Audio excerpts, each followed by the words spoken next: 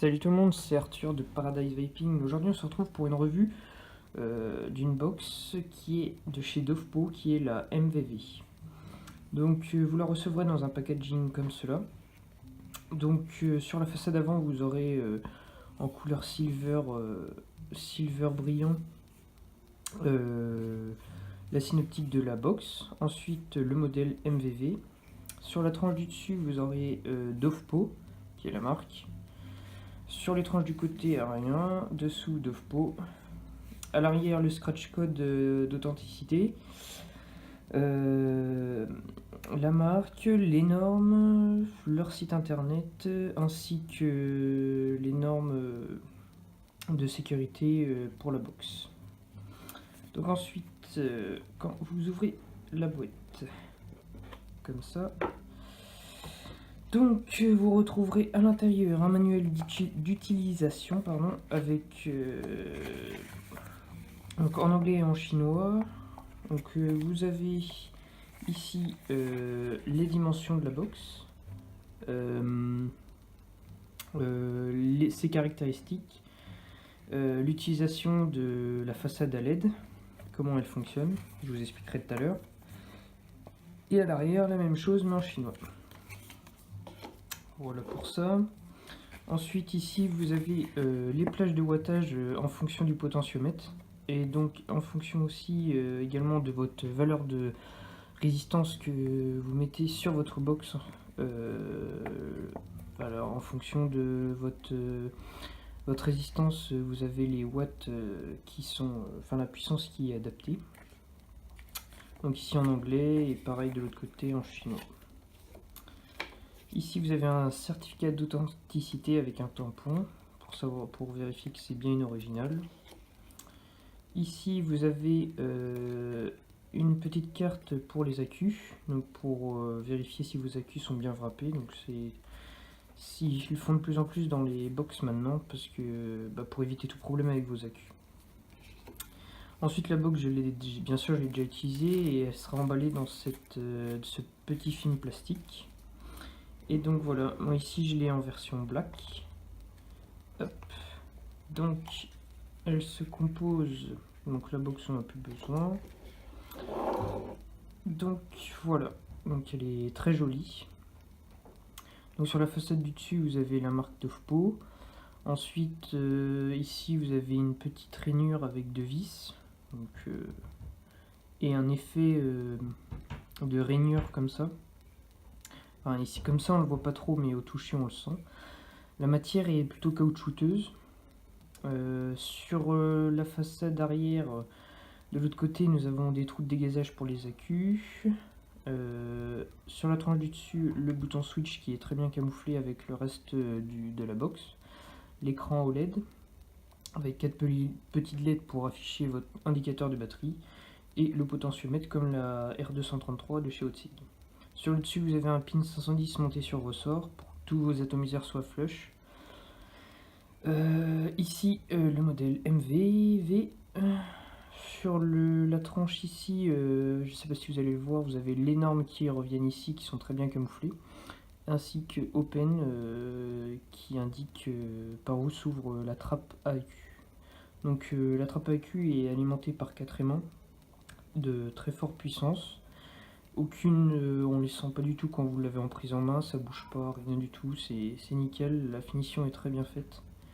Donc ensuite vous ouvrez par ici, hop, ouais, ils tiennent bien, hop, donc comme je vous le disais, vous avez 4 aimants pour accrocher la plaque à la box, ainsi qu'un petit film en carbone, c'est pas du vrai carbone je pense pas, pour protéger la chauffe des accus.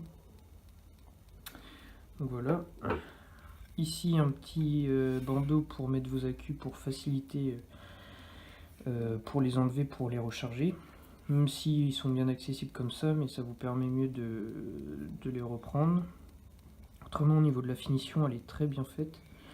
Les ressorts, les pins sont d'assez bonne qualité, même s'ils sont moins bonnes que sur la R233 si je peux comparer. On voit bien qu'ils sont reliés entre eux, parce que quand j'appuie sur un, l'autre ils sont pas Ils sont solidarisés ensemble. Les 4 aimants que vous retrouvez là, ainsi que 2 petites vis pour la démonter, je pense. Et 2 vis là aussi également. Donc voilà, on va lui mettre des accus pour voir son fonctionnement.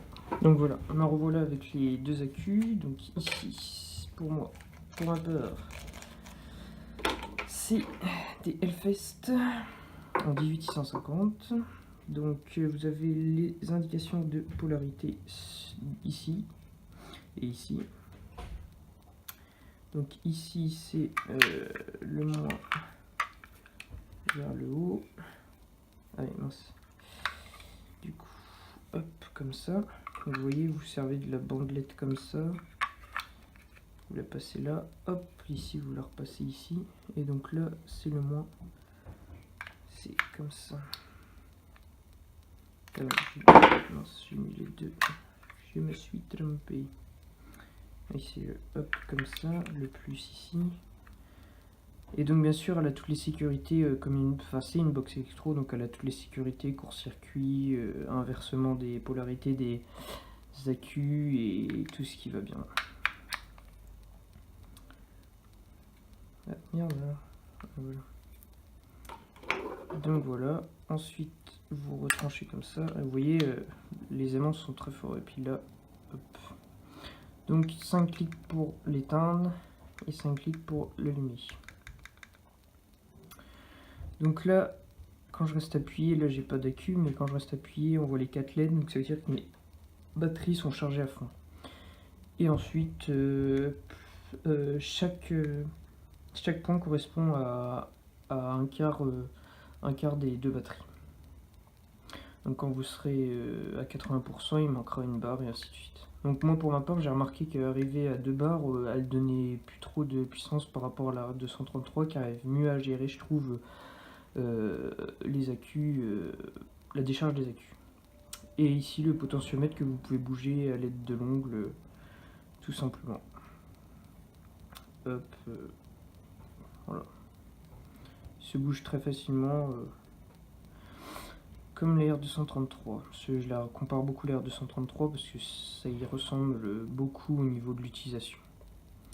Donc sinon, en point positif, la box est de très bonne maniabilité, très compacte.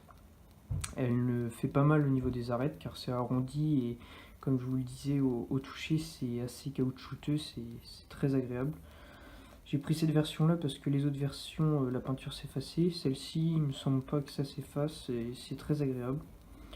Sinon en point positif que je pourrais trouver ça serait peut-être son poids par rapport quand on a touché à la R233, les autres box on les trouve tout de suite assez lourdes. Donc voilà, donc c'était une revue de la DovPo, donc on se retrouve pour de prochaines vidéos. Ciao.